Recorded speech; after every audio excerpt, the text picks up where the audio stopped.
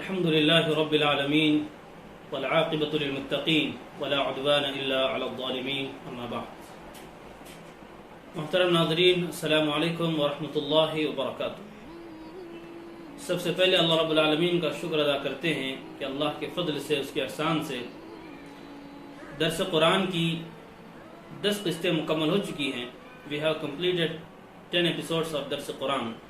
اللہ کا بڑا احسان ہے، فضل ہے، اور دعا کرتے ہیں کہ اللہ رب العالمین اگلے 20 قسطیں بھی اسی طرح بحسن خوبی اختتام کو پہنچنے کی توفیق عطا فرمائے.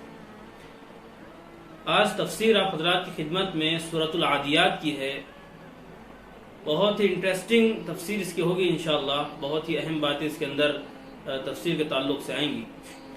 اعوذ باللہ من الشیطان الرجیم. بسم اللہ الرحمن الرحیم.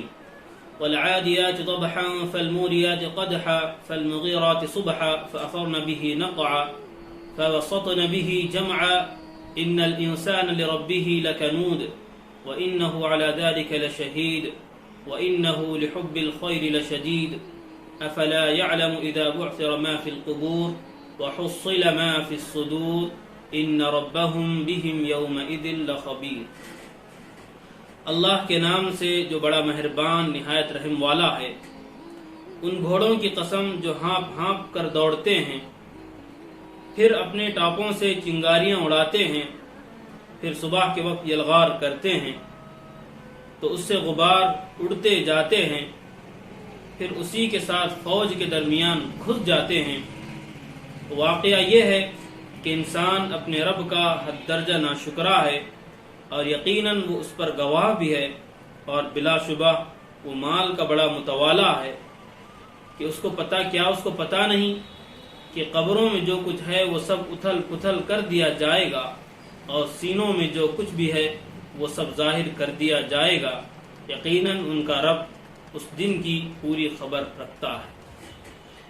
یہ سورۃ العادیات کا ترجمہ ہوا. اس کی 11 آیات ہیں. یہ سورت مکی ہیں. بعض حضرات نے اس کو مدنی کہا، لیکن مکی ماننا زیادہ راجح ہے.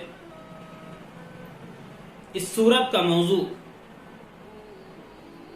کہ انسان آخرت سے غافل ہے. آخرت سے غفلت کی بنیاد انسان کا اپنے مقصد کو نہ پہچاننا ہے. آخرت کا عقیدہ انسان کو باکمال بناتا ہے. جب انسان کے اندر سے آخرت کا عقیدہ ختم ہو جائے تو پھر وہ بامقصد نہیں رہتا. دوسرا اس کا موضوع ہے زبان کے کمال سے آخرت نہیں بلکہ دل سے کمائی جاتی ہے.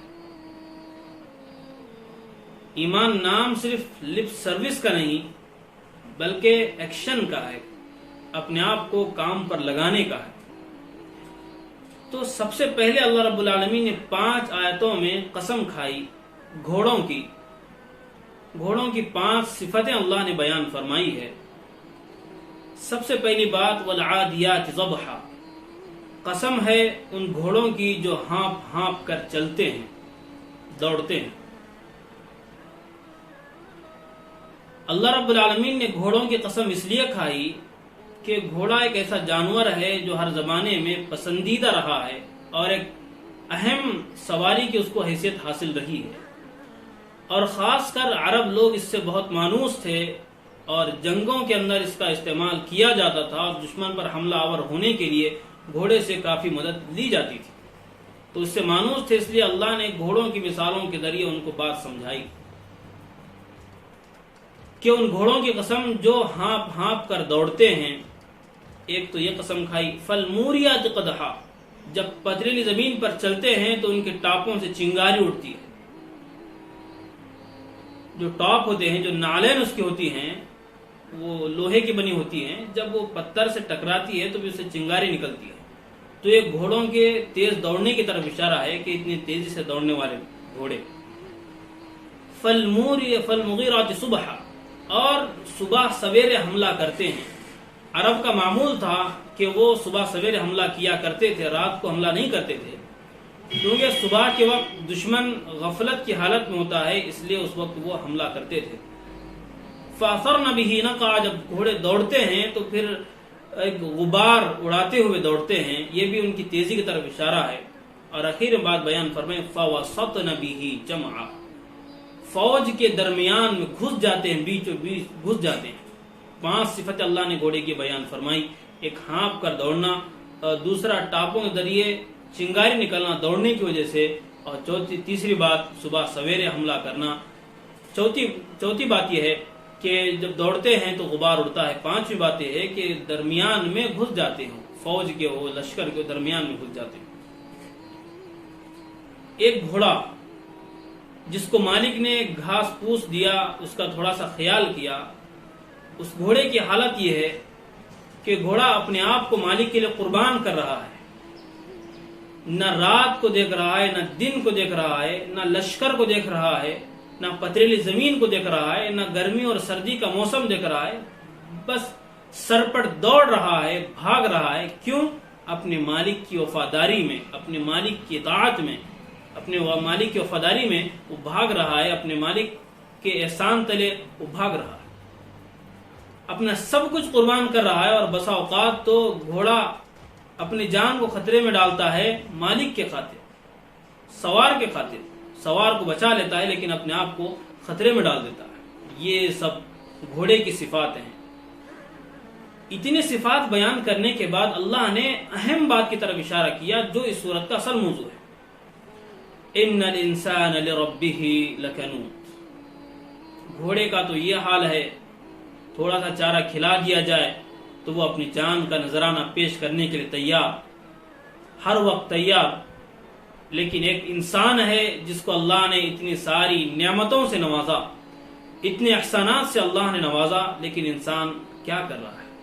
وہ رب کا ناشکرہ بنا ہوا۔ ان الانسان لربه لکنود، سراسر ناشکری کے اندر وہ اپنی زندگی گزار رہا ہے، اور اس کی ناشکری اس کے ہر قول سے، اس کے ہر فعل سے، ہر عمل سے ٹپک رہی ہے۔ ایک تو یہ خرابی انسان کے بیان کی، ناشکرہ ہوتا ہے۔ وَإِنَّهُ لِحُبِّ الْخَيْرِ لَشَدِيدٌ، دوسری بات اللہ نے یہ بیان فرمائی کہ وہ مال کا بڑا حریص ہے، مال کی بڑی محبت اس کے دل میں ہے۔ 2 کمزوریاں اللہ نے انسان کے بیان فرمائی، ایک ناشکرہ، دوسرا مال کی محبت۔ 5 چیزیں بیان کرنے کے بعد اللہ نے کہا کہ ایک انسان ہے جو اپنے رب کا ناشکرہ ہے، ایک گھوڑا ہے جو اپنے مالک کی پیروی کر رہا ہے۔ انہی لوگوں کے متعلق کہا گیا اولئک کالانعام بل هم اضل، یہ لوگ چوپائے ہیں۔ چوپائے کی کیا مثال دی جائے؟ وہ تو اپنے آقا کے وفادار ہوتے ہیں، احسان مانتے ہیں، لیکن یہ ہے کہ چوپایوں سے، جانوروں سے بھی گیا گزرا ہے، ان سے بھی 4 قدم آگے ہے۔ کتا تو اپنے مالک کا وفادار ہوتا ہے، لیکن انسان اپنے خالق کا وفادار نہیں ہوتا۔ تو جانوروں سے بھی کیا مثال دی جائے؟ جانوروں سے بدتر ہے وہ لوگ جو اللہ کی ناشکری کرتے ہیں۔ یہ بات اللہ نے بیان فرمائی ہے۔ یہاں پر اہم بات یہ ہے کہ وَإِنَّهُ لِحُبِّ الْخَيْرِ لَشَدِيدٌ، کہ مال کا بندہ حریص ہوتا ہے۔ تو مال کی محبت غلط چیز نہیں ہے، کیونکہ اللہ نے یہاں پر مال کو الخیر کہا۔ خیر کہتے ہیں بھلائی کی چیز کو، اچھی چیز کو کیا خیر کہا جاتا ہے۔ تو مال فی نفسی ہی اچھی چیز ہے، اس کے ذریعے اللہ کے اور بندوں کے بہت سارے حقوق ادا کیے جا سکتے ہیں، لیکن جب مال کی محبت غالب آ جاتی ہے تو پھر مسئلہ بگڑ جاتا ہے۔ جیسا کہ امام مولانا رومی رحمۃ اللہ علیہ نے ایک مثال دی تھی، ایک مثال دے کر سمجھایا کہ جب تک پانی کشتی کے ارد گرد ہے کشتی کی زندگی چل رہی ہے، جب پانی کشتی کے اندر آ جائے گا تو کشتی بھی غرق ہو جائے گی اور سوار بھی غرق ہو جائے گا۔ تو یہی حال ہے مال کا۔ مال کی محبت جب تک دل کے ارد گرد رہے گی، دل کی دنیا صحیح سلامت ہے، لیکن مال کی محبت دل کے اندر آ گئی تو پھر دل کا بیڑا غرق ہو گیا، وہاں سے ایمان کا بیڑا بھی غرق ہو جائے گا۔ تو دنیا کو استعمال کیا جائے لیکن ضرورت کے اعتبار سے، ضرورت کے تحت دنیا کو مقصد نہ بنایا جائے۔ اور اللہ نے یہ بات بیان فرمائی کہ انسان کے اندر اللہ کی ناشکری اور مال کی محبت کیوں ہے۔ مال کی محبت اور اللہ کی ناشکری بندے کے اندر کیوں ہے؟ اس لیے کہ بندہ آخرت سے غافل ہے۔ آخرت سے غفلت جب ہوتی ہے تو بندے کو جب نتیجہ نہیں پتا ہوتا ہے تو پھر بندہ غافل ہوتا ہے۔ نتیجہ اللہ نے آگے بیان فرمایا افلا یعلم اذا بعثر ما فی القبور، کیا وہ جانتا نہیں ہے کہ قبروں میں جو چیزیں ہیں سب اتھل پتھل کر دیا جائے گا. وحصل ما فی الصدور، دل میں جو چیزیں چھپا کر رکھ رہا ہے وہ سب چیزیں کل اللہ رب العالمین اس کو کھول کر رکھ دے گا. کیا بندہ جانتا نہیں ہے؟ جب آخرت سے بندہ غافل ہے تو آخرت اس کو یاد دلائی جا رہی ہے. تو مال کی محبت، دنیا سے غفلت کیوں ہے؟ کیونکہ دنیا کی محبت اس لیے ہے کہ بندہ آخرت سے غافل ہے. آخرت جتنا زیادہ بندے کے سامنے استحضار رہے گی، بندے کے سامنے رہے گی، تو بندے کا دین پر چلنا بہت ہی آسان ہو جائے گا. ان ربهم بهم یومئذ لخبیر، یہ نہ سمجھے بندہ کہ میں دنیا میں سب کچھ کر رہا ہوں، اللہ کی طرف سے کوئی عذاب نہیں آ رہا. اللہ سب جانتا ہے. دنیا دار الجزا نہیں ہے، یہ دار الامتحان ہے. اللہ یہاں پر سزا نہیں دے گا، کبھی کبھی دے سکتا ہے، لیکن عمومی اللہ کا ایک قانون رہا کہ اللہ دنیا میں سزا نہیں دیتے، بلکہ سزا تو آخرت کے لیے. دنیا تو دار الامتحان ہے، یہاں پر بندے کو دیکھا جا رہا ہے کہ کب تک بندہ غفلت کی نیند میں رہتا ہے. تو اللہ رب العالمین سے دعا ہے اللہ تعالی ہم تمام کو مال کی غلط محبت سے محفوظ فرمائے اور صحیح طور سے اپنے مال کو اللہ کی راہ میں اللہ کے بتائے احکامات پر خرچ کرنے کی توفیق عطا فرمائے. وآخر دعوانا ان الحمد للہ رب العالمین.